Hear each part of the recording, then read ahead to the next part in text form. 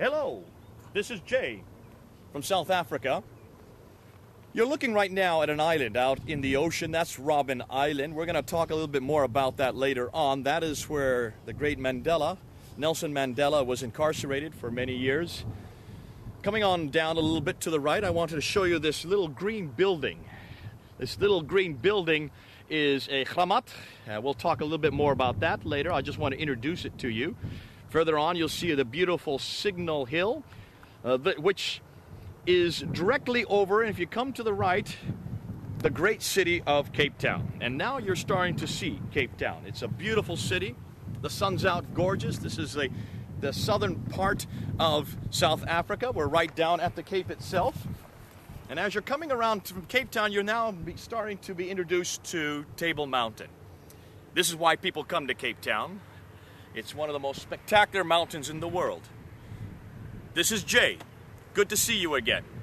I've been all over the world, I know. I've talked to you from Spain. I've talked to you from Kyrgyzstan, Bishkek. I've talked to you from Russia and also from Brazil. I've also talked to you most recently from India. Now I'm in South Africa. I'm in Cape Town. I want to show you this beautiful mountain here. You can see right up at the top the very little building from down here, at least. That's where the cable car goes to. And if you look carefully, you can probably see a little cable car about ready to descend. Coming on down about halfway down the mountain is the other end of it. That's the other building where it comes to. That's why people come to Cape Town, the tourists at least. We've been up there. It's a beautiful view. Today is one of the best days to see it. Now, I'm not just here to talk about the beautiful view, as you well know. Let me just say one more thing, point out one more place. I've got to show this. Look up here to your right, and there you can see Lion's Head. Isn't that spectacular? Beautiful outcropping of rock that just towers over Cape Town, the city itself. You've seen the sights. You've seen most of what people come here to see. I come here for another reason, and I'm here to do some debates. Not just here in Cape Town. I just did one this morning on the radio. I'll be going up to Gauteng, or what is now known as Joburg, to do two more later on this weekend and next Monday.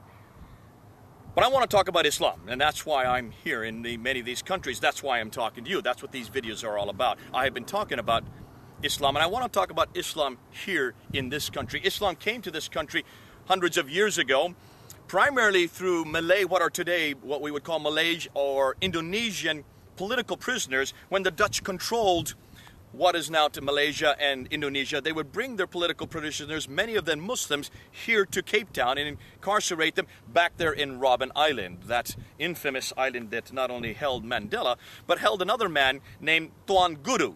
Tuan Guru was the head of the Muslims here in this part of Africa. And he had memorized the entire Quran. Now, they didn't have a Quran available to them at that time.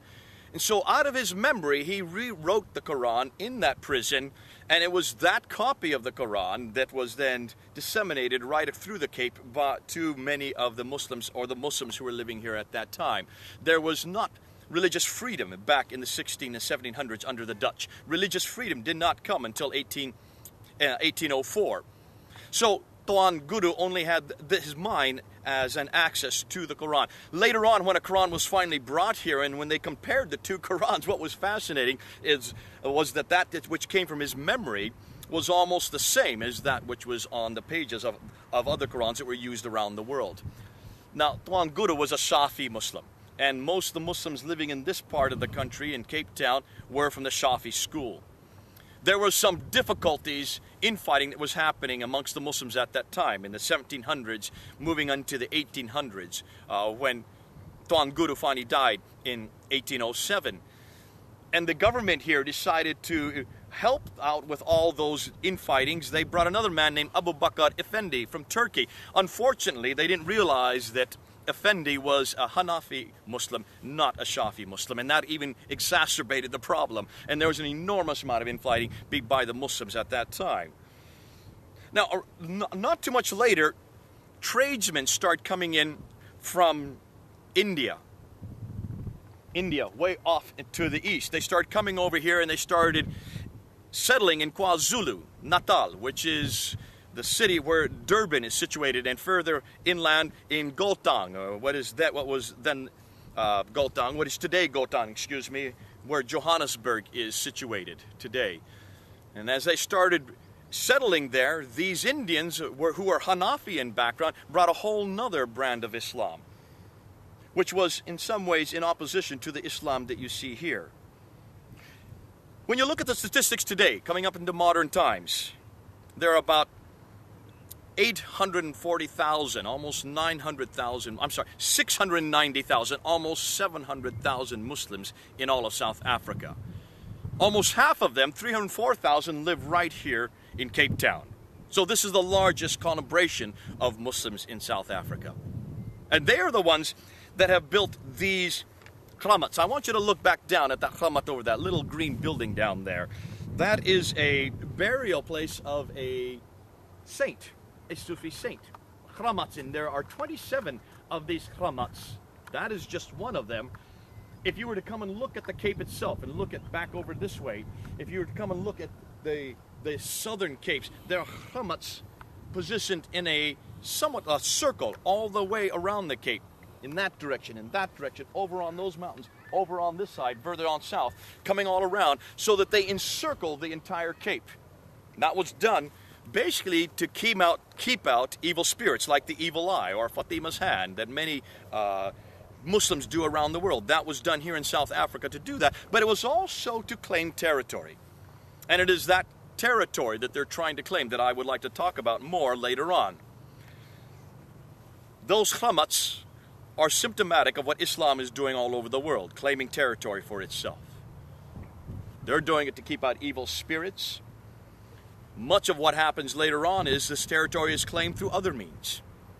We're going to deal with some of the other means when we get up to Durban, where we're going to talk about debates that were instigated by men like Ahmed Deedat, the great debater who is originally from India, but who lived here in Durban and who was probably one of the greatest proponents of debates. And we're going to save for another video that segment there to talk about just those kind of debates.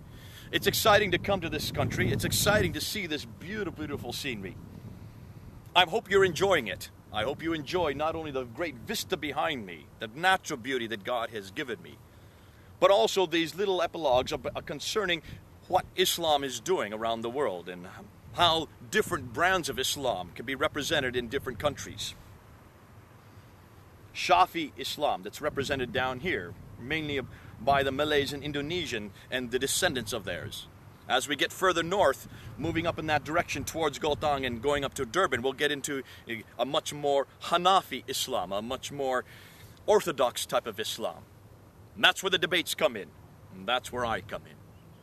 But until then, I just want to leave you with this beautiful view, this gorgeous view. Table Mountain behind me. Looks like a table, doesn't it? We've got one of the most beautiful days today, the sunny, beautiful day on Thursday, and of course then the city itself. And I'm going to leave you with that image of the city of Cape Town. Okay then, this is Jay in South Africa, down in Cape Town near the southern tip of Africa. Over and out.